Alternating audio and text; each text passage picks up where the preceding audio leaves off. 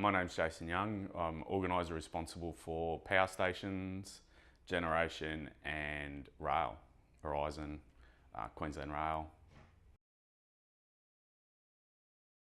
March 2002, I started as an organiser. I actually started as a recruitment officer. I was pretty active in and around the job sites I was working on. I was given an opportunity to come in and be the first recruitment officer for a while with the union. Did that, and then I officially became an organiser probably November 2002 when there was Jack Camp was retiring.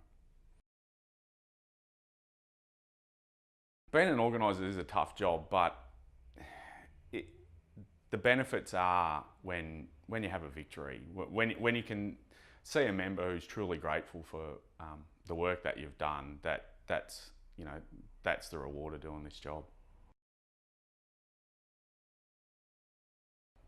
I started in a small one-man band where it was probably service type work, working in schools. Saw the worst of the industry, I'd put it that way. Having to account for 18 hours a day, only doing 8 hours a day, being paid a first year apprentice on the award, but billing companies as a tradesman. Then after a year, I was that employer's 15th first year apprentice. He never kept anyone other than first year apprentices. I was transferred to Kennedy Taylor, where I worked on bigger commercial construction jobs in their switchboard manufacturing area, and then I went on to work in commercial construction around Brisbane and on hospitals, shopping centres, etc. I have two things I love doing outside of work, other than my family, which is always a priority for us all. But I do a lot of weights now. Most people would remember me on the tools as the fat kid, the really fat kid.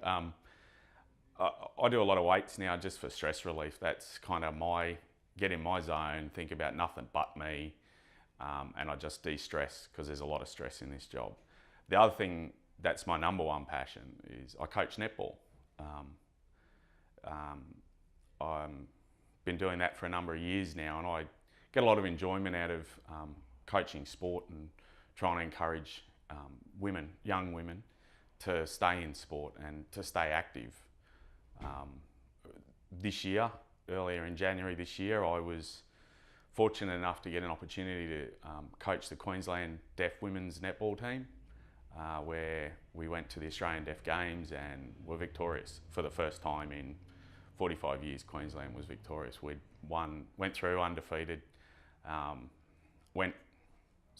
was a bit of a proud moment for me, and I just love coaching netball. It's fun, it's a good sport, keeps kids active.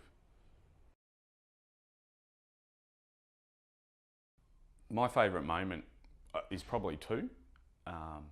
One was the first major campaign that we had a victory in, and it was a victory of sorts. It was the electrical licensing allowance in Queensland Rail, as it was then. We were up against it. All the other rail unions said we were wasting our time. We had a long, protracted campaign that ultimately ended up in arbitration, and we had a pretty tough commissioner, and everyone said we're not going to win, and whilst we were looking for $80 a week, and we ended up with $35 at the time, it's $35 more than anyone else gets, and that's just because we're electrical workers and the responsibilities we have. So that's probably the standout that went into the award. Pretty proud moment to have been involved in that campaign. The second one would be, again in the rail industry. A number of years ago we took Queensland Rail, just before privatisation, we took them to the federal court for lack of consultation, and we were fortunate enough to, through the courts, get them fined and set a national standard around consultation. We had them fined the maximum penalty and some of the harshest criticism from a judge passed down on a company ever for lack of consultation, and it set a national precedent. So again, that was a pretty proud moment.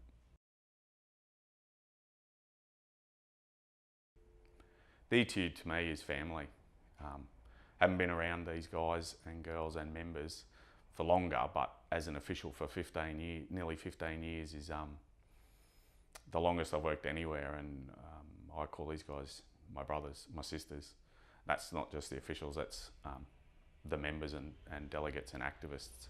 The ETU is family.